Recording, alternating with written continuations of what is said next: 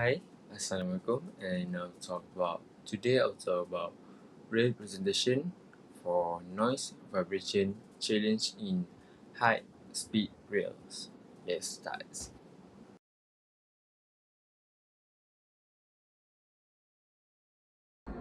Okay, here the introduction of high speed rail, which is known as HSR. HSR has offered a fast, efficient and sustainable transport, but it is increasing speed brings significant noise and vibration challenge.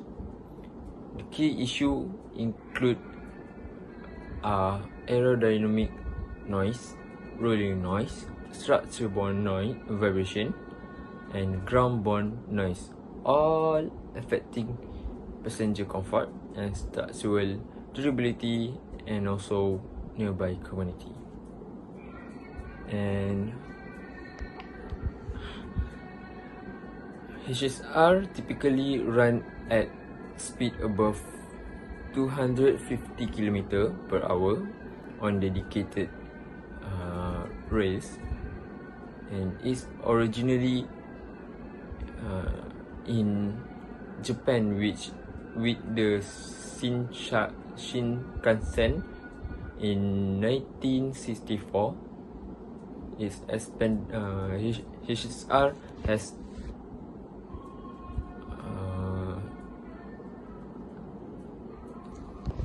has since expandable globally and offering fast and efficient and also eco-friendly alternative to air and road travel. It plays a key role in modern transportation infrastructure by reducing travel time, promoting economic growth, and easing traffic congestion in densely population region. Hi, Assalamualaikum. My name is Manisa Pika Binti Hussein. It's my check number B0922101663. So I will continue for the next point. Is why this is important. So the first one is about passenger comfort and health. So this is about how to reduce noise inside cabin. It's supposed to be have to above 17 dB. Cause is discomfort. So the next one is about to present motion sickness, fatigue, and sleep disruption. So the last one is about our passenger comfort and health. Is about to improve ride quality and passenger satisfaction. Okay.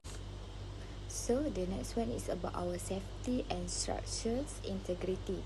So we have to prevent our loosening of bolts and crack in components, and we have to reduce wear on wheels and rails and suspension. So the last one is about we have to increase our safety and extend lifespan of equipment. So the next one is about our environmental and community impact. So in this point I will explain about how we can to minimize distributions to nearby residents, and we have to reduce ground vibration affecting our building and equipment nearby. And the last one is how we can help meet noise regulation and gain public support. So the next one is about regulatory compliance. So in this one is we have a base on international standard with ISO 3095 and ISO 2931. So we have to compliance leads to fines and operations limit or service suspension. And the last one is about how we can continuous monitoring and control need for legal operation. And the last one is about our brand image and competitiveness. So we have to have the image of brand that we have quiet, smooth rides, improve for a public perception. And we have to get a positive experience both ridership and renewable. So the last one is about our noise and vibration issue, harm brand and reduce market share. So next I will explain about how to measure noise and vibration. First one is about how we have to measure our vibration. So we have to use our accelerometer on wheels, bodies and car bodies to measure 3D acceleration. And the next one is about our velocity and displacement sensor detects slow, maybe it's a large movement, and we have to collect a data acquisition system collect real-time data. So the next one is about our measure amplitude, where is it a strength and frequency for our source and pace for our components relation. So the next one is how we have to measure and analyze data in time domain, frequency domain, FFT, and about a model analysis. And the last one is about how we have to place sensor strategy, as bogies, car bodies, and rails. The next one is how we have to measure out noise. So we have to use microphones and sound level meters inside and outside of the trains. So microphones erase localized noise source, and we have to measure sound pressure level, dBs, and frequency spectrum. So next is about stationary track side and about measure at various speed. The last one is how we can measure in frequency analysis, identify noise type, where is a low frequency vibration or is a high frequency aerodynamics. So the next is about standard and guideline.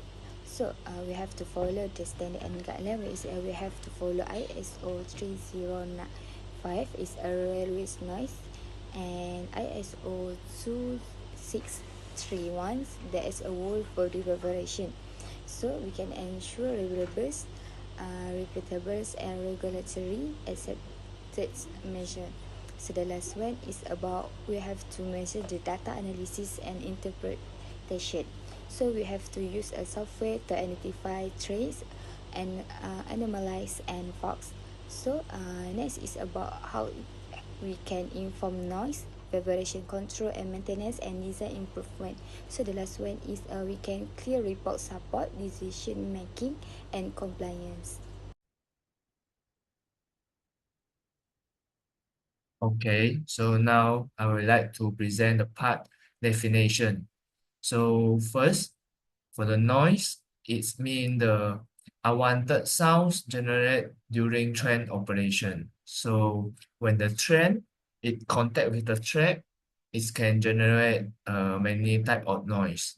So for example, aerodynamic noise is the dominate above 215 km per hour.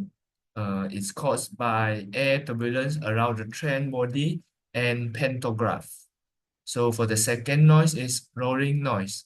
It's from wheel ram interaction and influenced by surface roundness. So for the third noise is structure-borne noise. It's caused by vibration in solid structure, for example, chassis or track, for resonating sounds. So what the impact for the noise is it will affect passenger comfort, environmental quality, and require noise control measure. Okay, next. For the second definition that I want to tell is the vibration. So vibration means the mechanical oscillations caused by dynamic force such as wheel ram interaction and track irregularities. So for its characteristic is the propagate through the train, track, and ground. And it described by amplitude, frequency, and acceleration. And lastly, it follow the standard ISO 2631, which exposure the whole body vibration effects. So for the vibration impact is the first is it affect comfort, health, and equipment performance. The second one is it is a long-term vibration can cause component fatigue and safety risks. Okay, next.